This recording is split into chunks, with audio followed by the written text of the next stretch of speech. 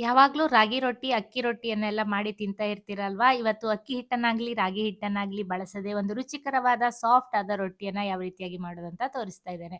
ನಮಸ್ಕಾರ, ನಾನು ಪವಿತ್ರ ಭಾಗವತ್. ಮಿಸೆಸ್ ಭಾಗವತ್ ಚಾನಲ್‌ಗೆ ನಿಮ್ಮೆಲ್ರಿಗೂ ಪ್ರೀತಿಯ ಸ್ವಾಗತ. ನಾನು ಇದಕ್ಕೋಸ್ಕರ ಬಳಸ್ತಾ ಇದ್ದೇನೆ ಚಿರೋಟಿ ರವೆ. ನಮ್ಮ ಅಮ್ಮನ ರೆಸಿಪಿ ಇದು. ಯಾವಾಗ್ಲೂ ಮಾಡ್ತಾ ಇರ್ತಾರೆ. ಫಳಾಹಾರ ಎಲ್ಲ ಇದ್ದವಾಗ ಇದೊಂದು ಸುಲಭದ ಒಂದು ತಿಂಡಿ. ತುಂಬಾನೇ ಚೆನ್ನಾಗಾಗ್ತದೆ. ಫಳಾಹಾರ ಇದ್ದವಾಗ ಇದಕ್ಕೆ ಈರುಳ್ಳಿಯನ್ನ ಬಳಸೋದಿಲ್ಲ. ನಾನಿಲ್ಲಿ ಈರುಳ್ಳಿಯನ್ನ ಬಳಸ್ತಾ ಇದ್ದೇನೆ. 1 ಕಪ್ ಆಗುವಷ್ಟು ಚಿರೋಟಿ ರವೆಯನ್ನು ಹಾಕೊಂಡಿದ್ದೇನೆ. ಅದಕ್ಕೆ ಒಂದು ದೊಡ್ಡ ಗಾತ್ರದ ಈರುಳ್ಳಿಯನ್ನ ದೊಡ್ಡದಾಗಿ ತೆಳ್ಳಗೆ ಕಟ್ ಮಾಡಿ ಸೇರಿಸ್ಕೊಂಡಿದ್ದೇನೆ. ನಂತರ ಇದಕ್ಕೆ ತುರಿದಿರುವಂತಹ ಮುಳ್ಳುಸೌತೆಯನ್ನು ಹಾಕೊಂಡಿದ್ದೇನೆ. ತುರಿದಿರುವಂತಹ ಕ್ಯಾರೆಟ್ ಅನ್ನು ಹಾಕೊಳ್ತಾ ಇದ್ದೇನೆ. ನಂತರ ಕಟ್ ಮಾಡಿಟ್ಟಿರುವಂತಹ ಕರಿಬೇವಿನ ಸೊಪ್ಪು, ಸ್ವಲ್ಪ ಕೊತ್ತಂಬರಿ ಸೊಪ್ಪು, ಒಂದು ಹಸಿಮೆಣಸು, ಸ್ವಲ್ಪ ಶುಂಠಿಯನ್ನ ತುರಿದಿಟ್ಕೊಂಡಿದ್ದೇನೆ. ಇದೆಲ್ಲವನ್ನ ಒಂದೊಂದಾಗಿ ಹಾಕೊಳ್ತೇನೆ. ನೀವು ಈರುಳ್ಳಿಯನ್ನ ಹಾಕೋದಿಲ್ಲ ಅಂತಿದ್ರೆ ಪುದೀನ ಸೊಪ್ಪನ್ನ ಚಿಕ್ಕದಾಗಿ ಕಟ್ ಮಾಡಿ ಸೇರಿಸ್ಕೊಳ್ಬಹುದು. ಅದರ ಪರಿಮಳವು ಕೂಡ ಇದಕ್ಕೆ ತುಂಬಾನೇ ಚೆನ್ನಾಗಾಗ್ತದೆ.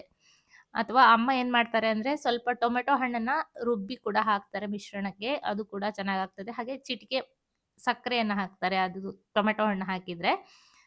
ನಾನಿಲ್ಲಿ ಟೊಮೆಟೊವನ್ನ ಬಳಸ್ತಾ ಇಲ್ಲ.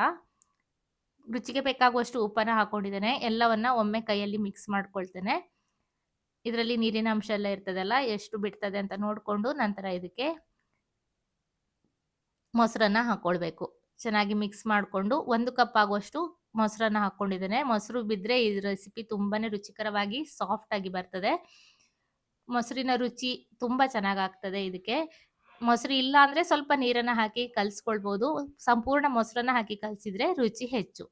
ಎಲ್ಲ ಮಿಕ್ಸ್ ಮಾಡಿ ತಕ್ಷಣಕ್ಕೆ ಇದನ್ನ ರೆಡಿ ಮಾಡ್ಕೊಂಡು ಮಾಡ್ಬೋದು. ಒಂದು 5 ನಿಮಿಷ ನೆನಿಲಿಕ್ಕೆ ಬಿಟ್ರೆ ಸಾಕು. ನೀವು ಕಾವಲಿಯನ್ನ ಬಿಸಿಗಿಟ್ಕೊಂಡ್ರೆ ಅಷ್ಟರಲ್ಲಿ ಇದು ನೆಂದಿರ್ತದೆ. ರೊಟ್ಟಿಯನ್ನ ತಟ್ಕೊಳ್ಬಹುದು.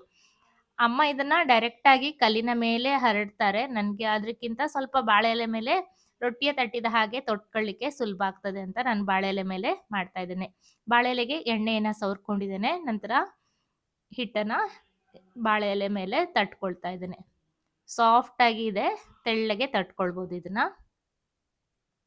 ಇನ್ನು ಸ್ವಲ್ಪ ಮೆತ್ತಗೆ ಮಾಡ್ಕೊಂಡ್ರೆ ಸೌಟಲ್ಲಿ ಹರಡ್ಲಿಕ್ಕೆ ಬರ್ತದೆ ಅದು. ಅಮ್ಮ ಹಾಗೆ ಮಾಡ್ತಾರೆ. ಇಲ್ಲಾಂದ್ರೆ ಕೈಯಲ್ಲಿ ಅದನ್ನ ಸವರ್ಬೇಕು. ಬಳಿಯೋದಂತ ಹೇಳ್ತಾರಲ್ಲ, ಆ ರೀತಿ ಮಾಡ್ಬೇಕು. ನನ್ಗೆ ಇದು ಸುಲಭ ಅಂತ ಅನ್ಸ್ತದೆ. ಕೈಗೆ ಬಿಸಿ ತಾಗೋದಿಲ್ಲ ಅಲ್ಲ. ಒಂದು ರೊಟ್ಟಿ ಬೇಯೋದ್ರೊಳಗಡೆ ಮತ್ತೊಂದು ರೊಟ್ಟಿಯನ್ನ ತಟ್ಟಿ ರೆಡಿ ಮಾಡಿ ಇಟ್ಕೊಳ್ಬಹುದು. ಬೇಗ ಆಗ್ತದೆ. ಕಾವಲಿಯನ್ನ ಬಿಸಿಗಿಟ್ಕೊಂಡಿದ್ದೇನೆ. ಸ್ವಲ್ಪ ಎಣ್ಣೆಯನ್ನ ಹಚ್ಕೊಳ್ತೇನೆ ಕಾವಲಿಗೆ.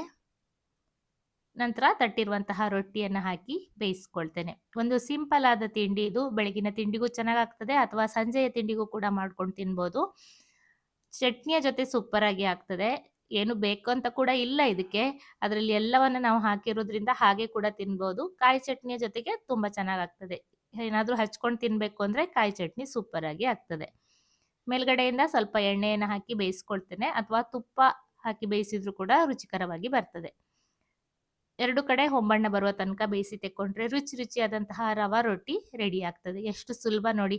ಏನು ಮಾಡ್ಲಿಕ್ಕೆ ರೆಡಿ ಮಾಡ್ಕೊಂಡಿದ್ದೇನೂ ಇಲ್ಲ. ಏನಾದ್ರೂ ದಿಢೀರಾಗಿ ಮಾಡ್ಬೇಕು, ಉಪ್ಪಿಟ್ಟೆಲ್ಲ ತಿನ್ನೋದಿಲ್ಲ ಮನೆಯಲ್ಲಿ ಅಂತಿದ್ರೆ ಈ ರೀತಿ ರವೆಯಿಂದ ರೊಟ್ಟಿಯನ್ನ ಮಾಡ್ಕೊಳ್ಳಿ. ತುಂಬಾನೇ ಸೂಪರ್ ಆಗಿ ಆಗ್ತದೆ. ಹಾಗಂತ ಇದಕ್ಕೆ ಬನ್ಸಿ ರವೆ ಅಥವಾ ಬಾಂಬೆ ರವೆನೆಲ್ಲ ಬಳಸಲಿಕ್ಕೆ ಹೋಗ್ಬೇಡಿ. ಈ ರೀತಿ ಚಿರೋಟಿ ರವೆಯಲ್ಲಿಯೇ ಮಾಡ್ಕೊಳ್ಳಿ. ಸಾಫ್ಟ್ ಆಗಿ ಬರ್ತದೆ. ಈರುಳ್ಳಿಯನ್ನ ಚಿಕ್ಕದಾಗಿ ಕೂಡ ಕಟ್ ಮಾಡಿ ಹಾಕ್ಬೋದು. ನಾನು ದೊಡ್ಡದಾಗಿ ಕಟ್ ಮಾಡಿ ಹಾಕಿದ್ದೇನೆ. ನೋಡ್ಲಿಕ್ಕೂ ಕೂಡ ತುಂಬಾನೇ ಚೆನ್ನಾಗಾಗ್ತದೆ. ಹಾಗೆ ಸಾಫ್ಟ್ ಆಗಿ ಕೂಡ ಬರ್ತದೆ. ಬಾಳೆ ಎಲೆಯನ್ನ ಹಾಕಿದ ತಕ್ಷಣ ಎತ್ತಲಿಕ್ಕೆ ಹೋಗ್ಬೇಡಿ. ಸ್ವಲ್ಪ ಹೊತ್ತು ಅದನ್ನ ಬಿಟ್ಟಿದ್ರೆ ತಾನಾಗಿ ಅದು ಬಿಟ್ಟು ಬರ್ತದೆ. ನಂತರ ತೆಕ್ಕೊಂಡ್ರೆ ಆಯ್ತು. ಈ ರೀತಿಯಾಗಿ ಎಲ್ಲ ರೊಟ್ಟಿಯನ್ನ ನಾನು ರೆಡಿ ಮಾಡ್ಕೊಳ್ತೇನೆ. ತುಂಬಾನೇ ಸೂಪರ್ ಆದ ರೊಟ್ಟಿ ರೆಡಿ ಆಯ್ತು. ಹಲವಾರು ಬಗೆಯ ಬೆಳಗಿನ ತಿಂಡಿಯ ರೆಸಿಪಿಗಳನ್ನ ನಾನೀಗಾಗಲೇ ಪೋಸ್ಟ್ ಮಾಡಿದ್ದೇನೆ. ಬ್ರೇಕ್‌ಫಾಸ್ಟ್ ರೆಸಿಪೀಸ್ ಅಂತ ಒಂದು ಪ್ಲೇ ಲಿಸ್ಟ್ ಇದೆ. ಅದರಲ್ಲಿ ಪೋಸ್ಟ್ ಮಾಡಿದ್ದೇನೆ. ನೀವಿನ್ನು ನೋಡಿಲ್ಲ ಅಂದ್ರೆ ಅದನ್ನ ಕ್ಲಿಕ್ ಮಾಡಿ ಎಲ್ಲ ರೆಸಿಪಿಗಳು ನಿಮಗೆ ಸಿಗ್ತದೆ. ಅಥವಾ ಇಡ್ಲಿ ಸಾಂಬಾರ್ ರೆಸಿಪಿಯನ್ನ ಕೊನೆಯಲ್ಲಿ ಹಾಕಿರ್ತೇನೆ. ಅದನ್ನ ಕ್ಲಿಕ್ ಮಾಡಿದ್ರೆ ಇಡ್ಲಿ ಸಾಂಬಾರ್ ಯಾವ ರೀತಿಯಾಗಿ ಮಾಡೋದು ನಮ್ಮಲ್ಲಿ ಅನ್ನೋದು ರೆಸಿಪಿ ನಿಮಗೆ ಸಿಗ್ತದೆ. ಇಷ್ಟ ಆದ್ರೆ ವಿಡಿಯೋಗೆ ಲೈಕ್ ಮಾಡಿ, ಮನೆಯಲ್ಲಿ ಟ್ರೈ ಮಾಡಿ. ಮತ್ತೊಂದು ರೆಸಿಪಿಯಲ್ಲಿ ಸಿಗ್ತೇನೆ. ನಮಸ್ಕಾರ.